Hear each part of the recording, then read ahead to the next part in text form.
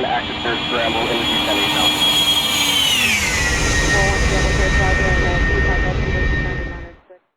Good morning and welcome aboard our Piper Cherokee cruiser.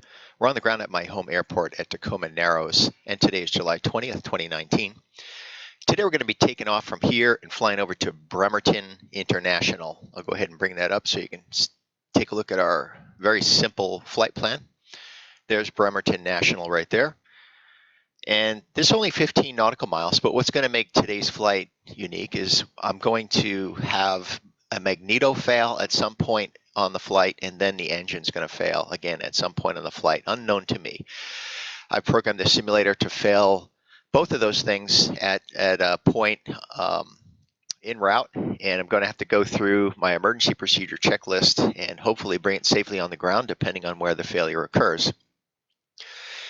Some may be wondering why I'm posting so many videos on a very simple general aviation aircraft, and there's two reasons. The most important reason is that I'm getting ready to purchase this airplane in the real world. I've been flying it periodically, and in a month or two, I should own the airplane. So I want to become familiar not just with the systems and V-speeds and checklists, but I also want to become familiar with emergency procedures so that when they occur, I'll at least have a foundation having done it in the simulator. And that's, to me, what simulator flying is about, in part. The other thing about simulator flying is you can fly aircraft that you would never fly in the real world or never own in the real world because they're simply too expensive and requires significant type ratings, etc. And that's really cool stuff too. So I like both. And you notice that when I start the videos, I have keep it real. And the reason for that is that I believe simulator flying is something that can save your life in the real world. I can attest to that, having experienced while flying from my home airport in Louisiana to the airport where I was going to take my private pilot check ride. While en route, I went VFR into IMC with zero visibility. And that lasted for 20 minutes. So zero visibility, 20 minutes, and all I had was my aeronautical sectional with me and the instruments on board the airplane. And I can tell you that simulator flying literally saved my life. And it seems like a strong statement, but it's true in my case. And here's why. Prior to getting into flying, I flew Flight Simulator, the Microsoft version. I believe it was the 1998 version. And that version had tutorials both for private pilot and tutorials for instrument flying. And they were narrated by Rod Machado, a very well-known flight instructor. And you could earn, and I don't know if they still do this, I haven't flown that simulator for a while, but you could earn back then certificates, a certificate for a private pilot, a certificate for instrument. And I did both of those things. And I can tell you it was a very comprehensive, well thought out and well done training program. So I earned these certificates, and they were kind of cool, but I wasn't really flying an airplane. And then I started to get into flying, largely as a result of the simulator flying. It inspired me to pursue that. And so that experience, having earned that certificate, even though it was in a simulator, caused me, when I got into that situation, to have a far greater understanding and confidence in flying by instrument in that airplane. Now, when you get your private pilot license, of course, you do have to do, I believe it's 3 hours of instrument reference training under the hood, and you have your instructor next to you, and of course, he's the safety pilot while you're flying by instrument reference, and they'll have you go through maneuvers, turns to heading, tracking radials on a VOR, etc. But I will tell you this, it is no substitute for actually flying into instrument meteorological conditions. I just remember when that happened to me, flying into what seemed like someone put a sheet over the entire airplane. You couldn't see anything, and it was really frightening. I definitely white-knuckled it, but I settled down, took a deep breath, remembered all the training that I had done, both in the simulator and in my private pilot training, and I started looking at the attitude indicator, altimeter, airspeed. I looked at my aeronautical sectional. I descended to the minimum, a maximum elevation figure posted in that quadrangle on the chart in hopes that I would break out of the clouds and be able to make visual contact with the ground. That didn't happen. I descended to the MEF and still was in the IMC. And as I said, it lasted for 20 minutes. And I remember asking myself, what am I going to do if it stays this way all the way to my destination airport, where I was getting ready to take my private pilot flight test. And fortunately, it didn't last that long. I came out of it. I will say that it was a poor judgment on my part. I checked the weather at my departure and arrival airports, and it was VFR. But I didn't do as thorough a job on my en route weather planning. And I had the get there-itis syndrome. I have to get there. I have to take my check ride. And when I saw the cloud formation in front of me, I thought, that's something I can just kind of punch through. And I went into it. And again, it lasted way longer than I anticipated. So I take simulator flying very, very seriously. Now, there's times to have fun with it, do stuff that you would never do in real world, and fly aircraft that you wouldn't fly in real world. And that's really cool. But in this case, flying this plane, I have a very, very definite purpose. And so I'm focused on, again, becoming proficient with it. Now, granted, it doesn't behave exactly the way the real airplane does, but it does behave very similarly. So with that, I'm going to go ahead and get the airplane started. All right, so let's go ahead and get rid of these flight controls. And up here to my right side, I've got my checklist. So you'll periodically see my head turning to the right. On the left side, I have my iPad with ForeFlight. So every now and then you'll see me turning a little bit to the left. So before starting engine, documents and handbook complete, seats adjust, seatbelt secure, brakes set, brakes are set, radio switches off. The master avionics is off. Now the real world Cherokee flight doesn't have an avionic master, so I have to make sure my radios and my transponder are turned off. And continuing on, ignition switch and master switch off. Ignition switch is off, master is off. Circuit breakers check in, fuel tank selector to the fullest tank, which they're about the same. So I'm going to, let's see, I'll set it left tank.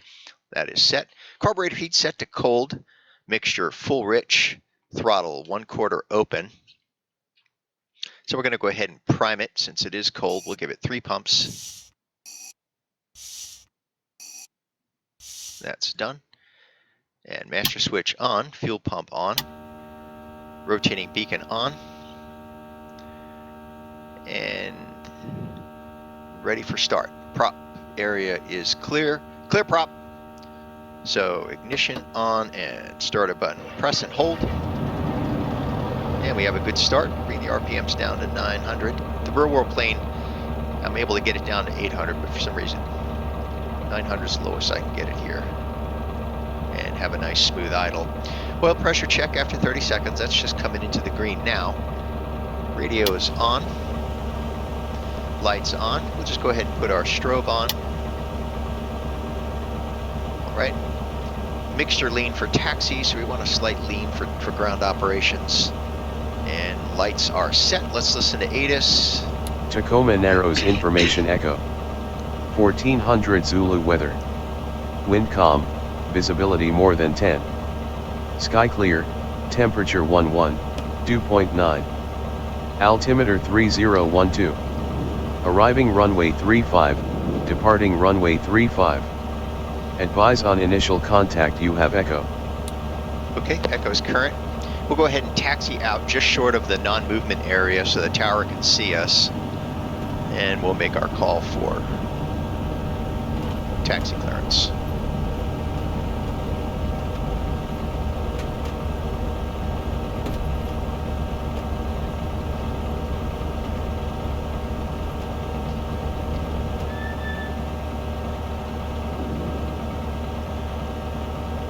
We can turn that fuel pump off now. Switching over to tower or to ground. Tacoma ground, Cherokee 7428 Romeo at North Hangars with Echo. Taxi for VFR departure northwest. Cherokee 7428 Romeo, Tacoma ground. Taxi via Bravo 2 Alpha, runway 35. Taxi runway 35 via Bravo 2 Alpha, Cherokee 742 Romeo.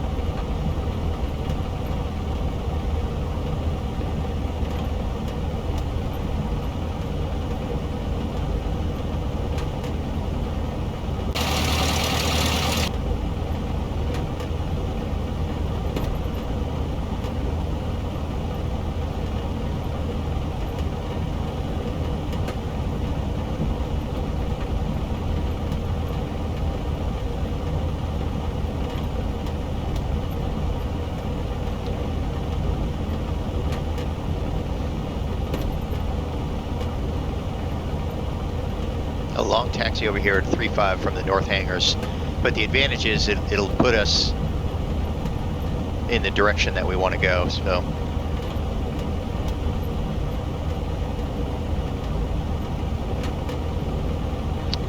So the engine failure is going to occur somewhere between here and Bremerton.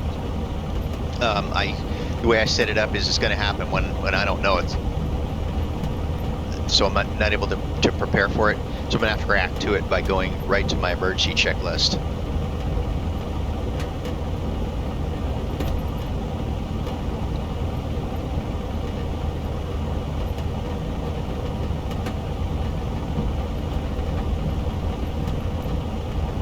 Okay, so we're going to pull off here to the left into the run-up area, so we're not in anyone's way.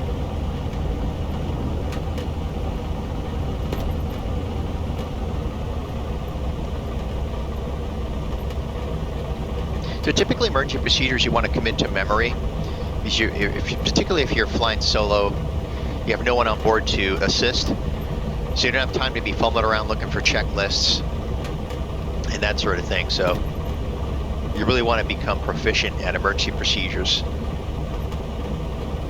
by memory. Approaching runway 35. All right, so we're going to orient here into the wind, and we'll run through our checklist.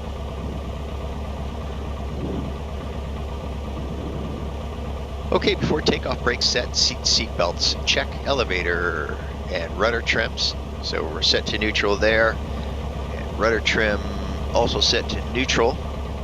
Flight controls free and correct, checking ailerons, checking elevator. Those are free and correct. Set directional gyro to magnetic heading, that is set. Attitude indicator also set, and altimeter set. Fuel quantity check, showing sufficient and balanced. Mixture set to full rich, throttle 1800 RPMs. There's 1800. We're going to check both magnetos, starting with left or right. And we're looking for not more than 175 RPM drop. Back to both, now left. So we're showing about 100 RPMs on each. And we don't want more than a 50 RPM differential between the two. So we're good there. Checking carb heat, pulling carb heat, looking for a slight drop in RPMs, that is shown. Checking engine instruments, oil pressure, fuel pressure, oil temperature in the green, suction also in the green. And now we're going to check for our ammeter by putting a load, and we're showing a positive charge. Landing light on, we'll go ahead and leave that on. Throttle back to idle, and we'll reset that to 900. And radios are on and set. We're going to switch over to tower frequency. Fuel pump on. Landing lights on. And transponder set to altitude. Wing flap set to neutral. Set and confirmed. Cabin door latched. And that's done. We'll taxi up to the hold short line and get our clearance.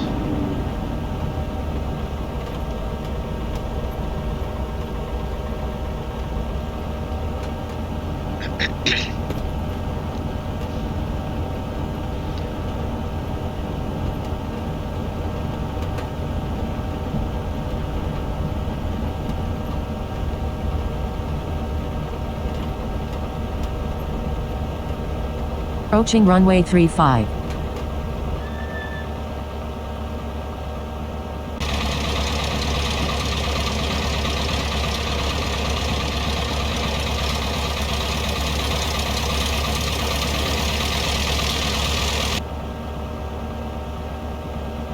Alright, so let's get our clearance. And we're set for tower. Tacoma Tower, Cherokee 7428 Romeo, holding short runway 35, ready for departure. Cherokee 7428 Romeo, winds calm, runway 35, clear for takeoff. Clear for takeoff, runway 35, Cherokee 7428 Romeo. Just checking for any incoming traffic. Approaching runway 3, entered runway 35, 4,900 feet remaining. So the plan today is we're going to climb out to 3,000 and head directly over to Bremerton.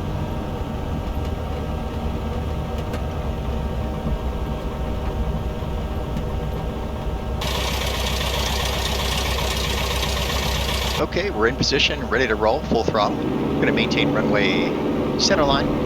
We're going to start pulling back on the control wheel right at 55 miles per hour. And we're going to lift off at 75. There's 55, slowly pulling back. There's 75, we're off the ground. We're going to climb out at VY, which is 85 miles per hour. We're going to trim for that. And we're going to maintain runway heading 350 until we reach pattern altitude of 1,300. And then we'll make our left turn out to the northwest.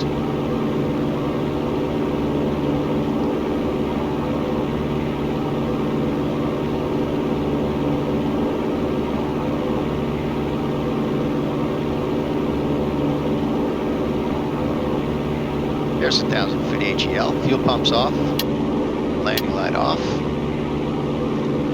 Coming up on 1,200.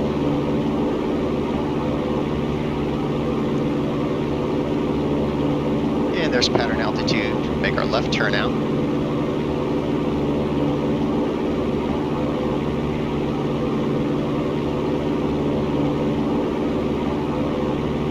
Gonna roll out on a heading of 300. 300, maintaining 85 miles per hour, and we're going to level off at 3,000.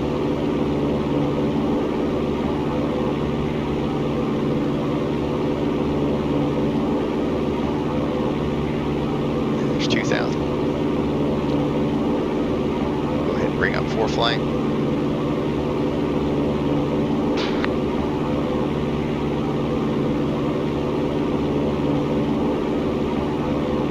Turn on course.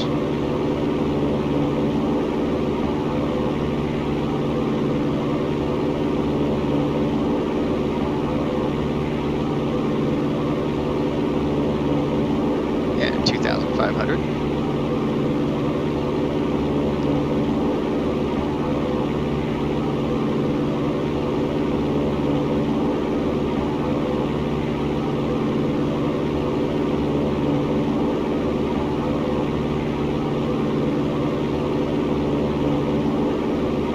A little bit about that green ring around the airplane here in a minute once I get leveled off. So we'll level off here, 3,000.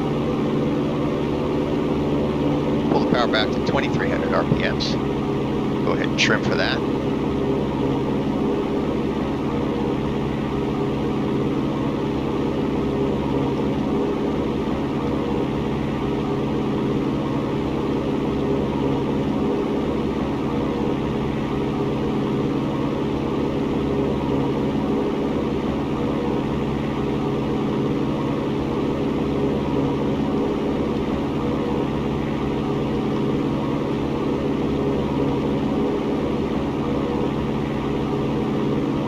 Beautiful VFR day here in the Pacific Northwest. Take it outside.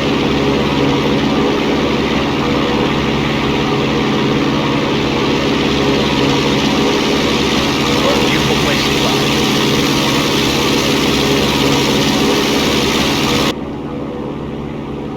So I don't know when the engine's gonna fail, but let's talk about the green circle. So the green circle, I have programmed into ForeFlight the performance characteristics of the airplane. ForeFlight's constantly analyzing the terrain below you, your present altitude and heading, And everything inside this green circle is within your glide distance. So the settings, just to show you in ForeFlight, if you go down here, glide advisor, and have that activated. And that'd be worth its weight in gold with an engine failure. Now I keep it on all the time in real world flight and in ForeFlight, because you never know when you're going to have an engine failure. So if we had one now, there are no airports within the green circle, so I'd have to look for a suitable landing location on the ground. One thing about the Pacific Northwest that's a disadvantage is a lot of what looks like open space and a safe place to land is actually clear cut, where they leave a bunch of tree stumps in an open field. And that would not be a suitable landing location. So looking for Bremerton, it's going to be off our nose here at about 12 o'clock, maybe 11 o'clock.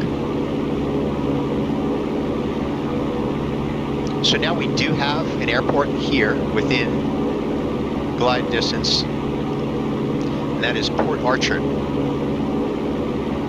So if I click on that, I can do a direct to, if need be. Another airport here, which I wouldn't choose because it's just outside that's Rocky Bay, just outside the glide distance. That should be Bremerton off our nose up here at 7 nautical miles.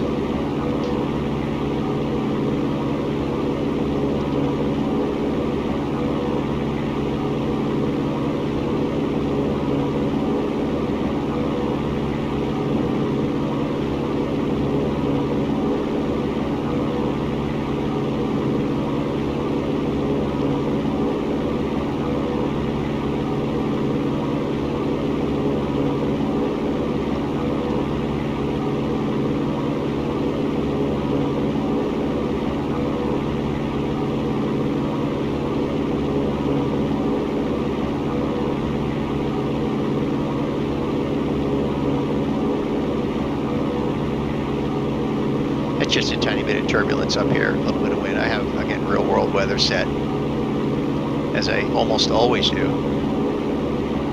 when flying in the simulator.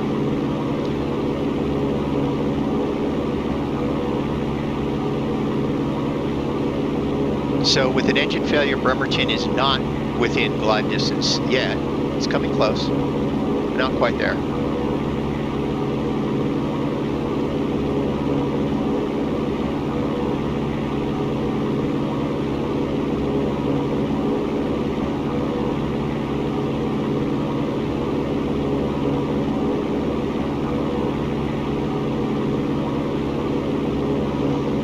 Check the weather in Bremerton.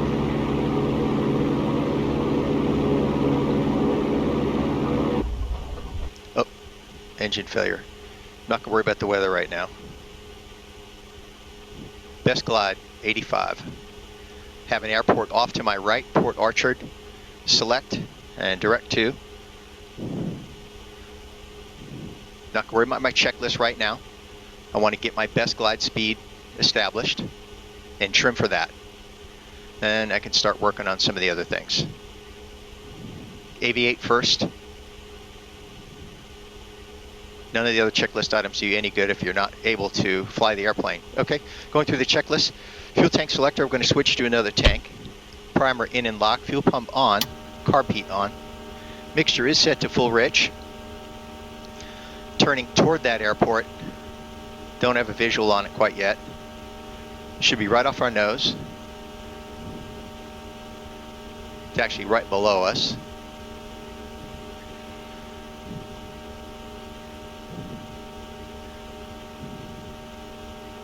And I'm going to circle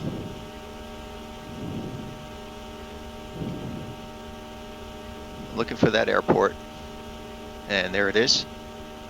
Okay, so I'm going to enter a left base. So I'm going to continue with my checklist item. Engine gauges check, oil pressure none. Mixture is set to full rich. Engine gauges, we checked ignition switch left, right, and both.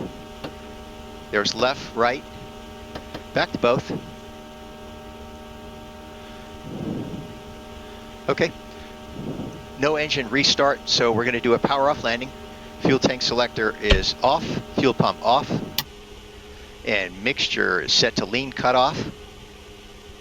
Transponder 7700.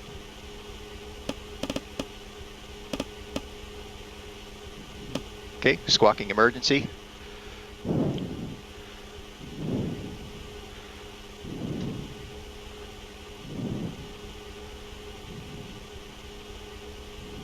Again, maintaining best glide.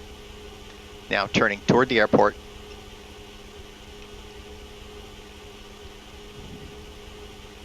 No flaps until landing is assured. There's the runway.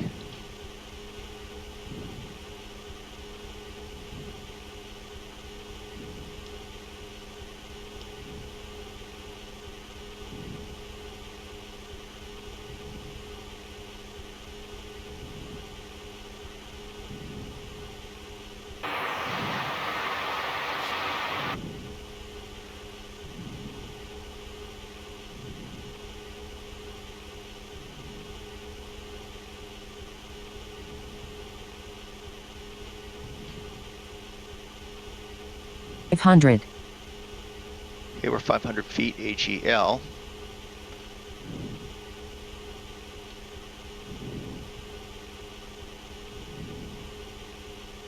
Okay, I'm going to add flaps because landing is assured.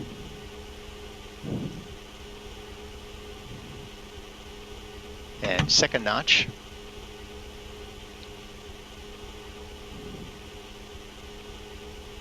Final notch.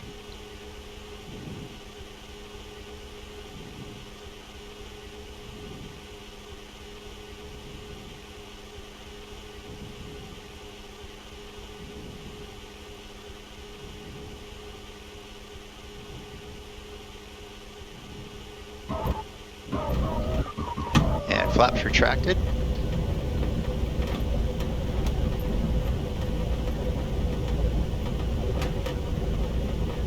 And applying brakes.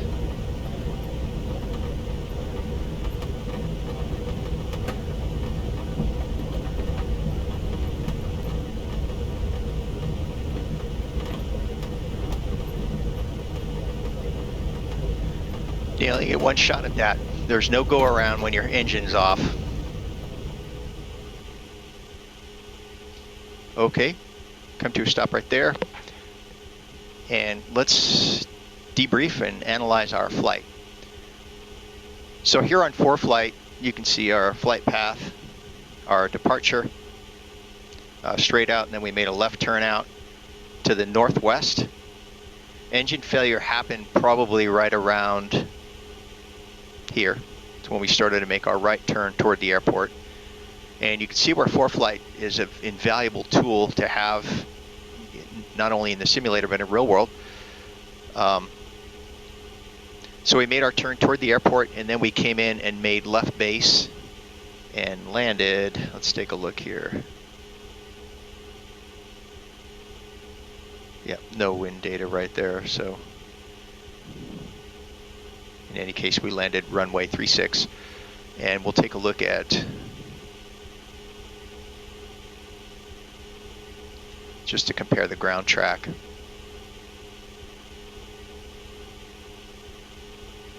With ForeFlight, they should agree. That looks like an exact match.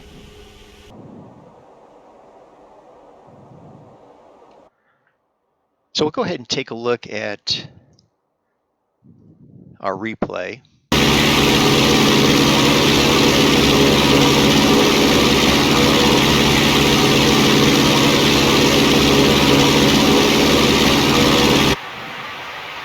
And there's the engine failure.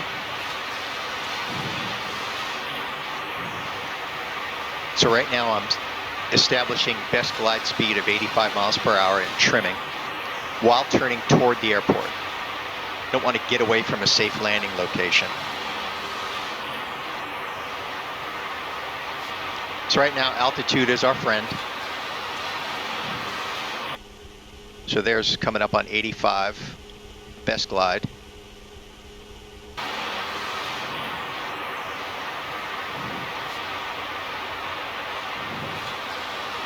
One of these days I'm going to mount a GoPro camera right there on a tail tie down and film some of the flights.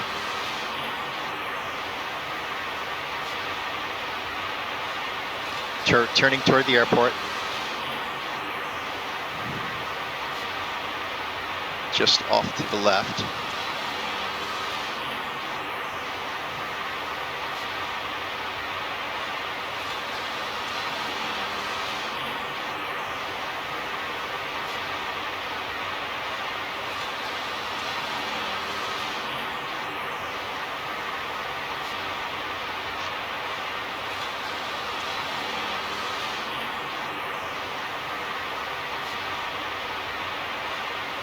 Getting ready to turn base. If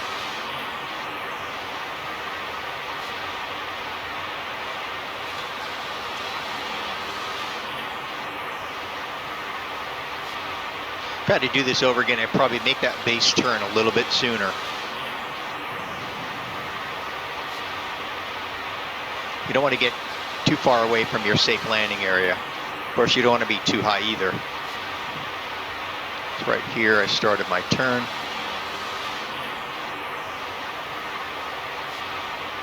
Again, no flaps until landing is assured. Then you can start worrying about slowing down the airplane.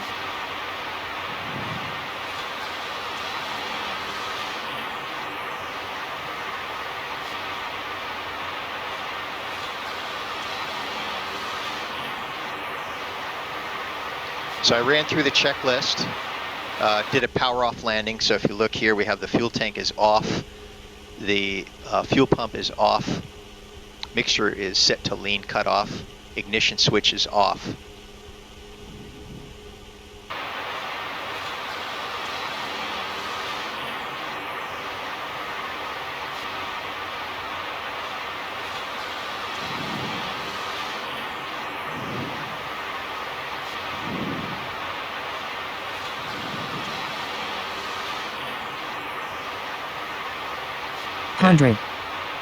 I started adding flaps, I believe, right about here once landing was assured.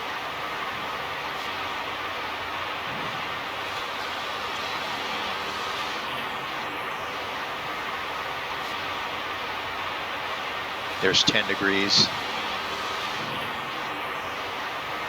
25,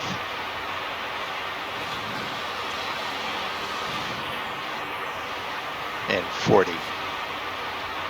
Airspeed was right here, right about 75.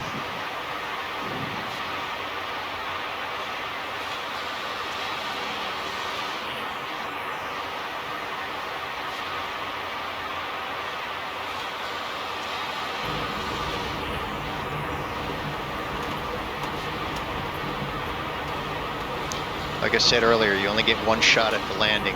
No go-arounds with an engine out.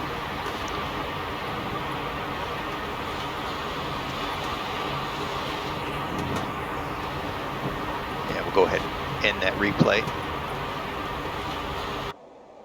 Back inside the airplane. Go ahead and get rid of this. So that's the checklist for engine failure and then power off landing in the event that you're unable to get the engine restarted.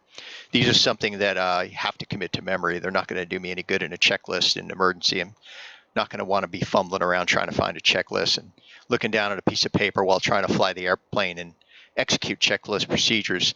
So we were able to bring it down on the ground safely. In our case, we had an airport within glide distance, which is certainly convenient. I think more often than not that won't be the case, but it was today, and we made it in safe. So hopefully we were able to glean something that's useful to you in this video. Thanks for joining me, and looking forward to seeing you next time.